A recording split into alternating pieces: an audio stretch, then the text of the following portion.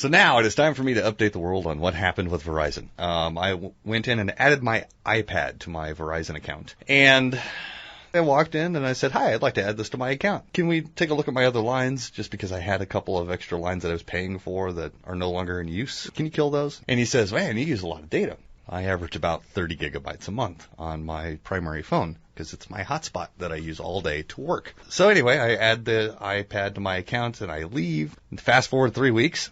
And I get a text message from Verizon. And I'm used to seeing a number that doesn't have a comma in it. This time, there was a comma. $1,470 or something like that. What? And so then, I log into the Verizon website, and it's like, you've gone over on your data by a whole lot. And I'm like, that's impossible. I have unlimited data. It turns out that through some, we'll say it's an error. We will say that it's not underhanded, shady crap that Verizon is pulling, and that it was some type of an oversight, an accident. Maybe his hand slipped and he hit the wrong button, and switched me from my unlimited plan to a 500 megabyte plan. So anyway, I call Verizon first, the customer support number, and the lady is very, very nice. And she's like, you know what, give me your information. She heard my story. She kind of did a whole bunch of research. I spent almost an hour on the phone with them. And she's like, yep, this is absolutely an error of some type. I will get your plan reinstated, but the reps don't have the ability to do it themselves. They have to submit like a special ticket for putting inactive plans back on. Because that plan doesn't exist anymore, they don't have the ability to set that plan from their workstations. I said, so when am I going to hear back from you?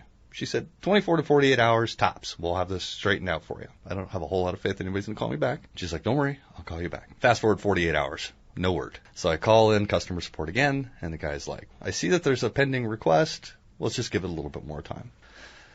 4 days later. This time I'm unhappy. It's getting closer to the date that they're trying to take money from me. So I drive down to the store this time. I'm like, somebody at this store jacked up my account. I'm a little unhappy about it.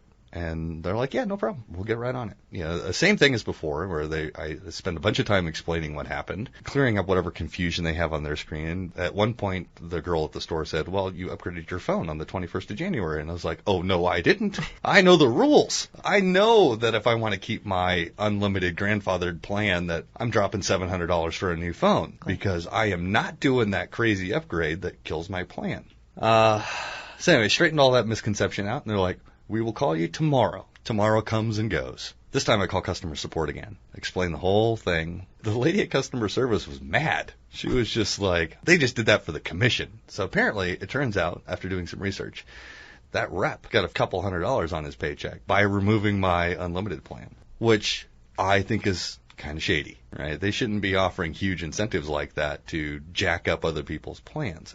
And she's like, you need to go down to that store and throw a fit. That was literally what the customer service rep said. And she's like, if they don't solve this problem immediately, you ask for the district manager's phone number. That will get their attention. I'm like, all right, sounds like a plan. So I drove down to the store. And so the manager meets me at the door, and he's like, so how can I help you? And I'm like, I'm here to complain. And he's like, well, what's going on? So I explained the whole thing again. And he's like, have a seat. We'll have somebody get with you right now. So I go and I sit down. After 40 minutes of me stewing, I walk back up to the manager, and he's like, have you been helped yet? And I said, I don't think that you guys understand the level of unhappy that I actually am, because there's about to be a scene in the store. You guys are going to fix my plan right now. And about 30 seconds later, the dude that originally jacked up my account comes out. And I look at him like I'm going to murder him. He comes up and he apologizes. He goes, I'm very sorry, Mr. Swanson. It was my fault. I take complete responsibility for it. I didn't notice that you had an unlimited plan. In my head, I'm going, it was mentioned, but, maybe he forgot. I'm going to give him the benefit of the doubt.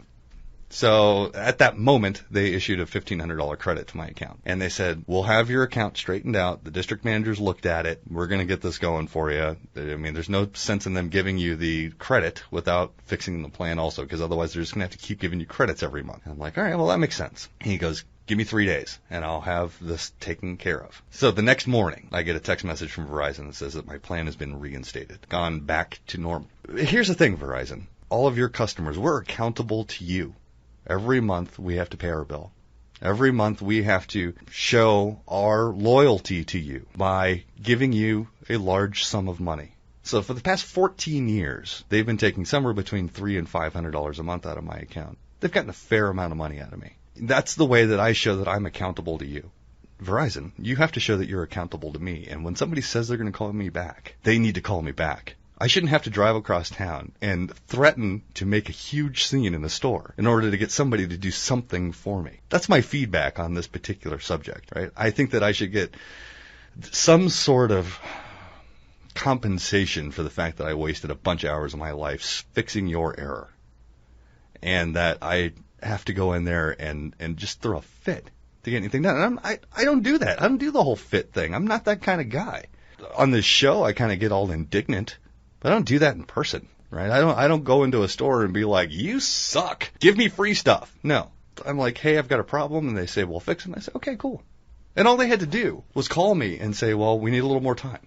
Okay, I'm patient. I have faith that you guys are going to do what you say you do because you're doing what you said you would do by calling me back. And that's all it took from Verizon's part to keep me from freaking out. And going down to the store, there's this mode that nobody really ever gets to see, which is where I go from, kind of laid back and cool Mike to I'm really unhappy and I'm slightly intimidating.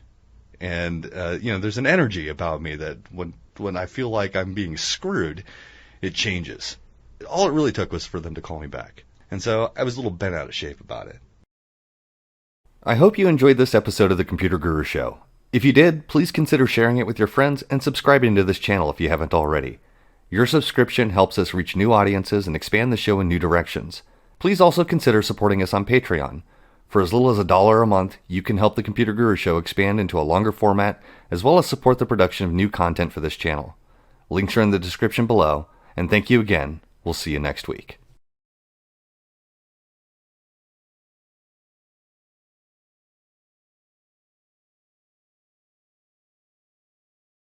So now it is time for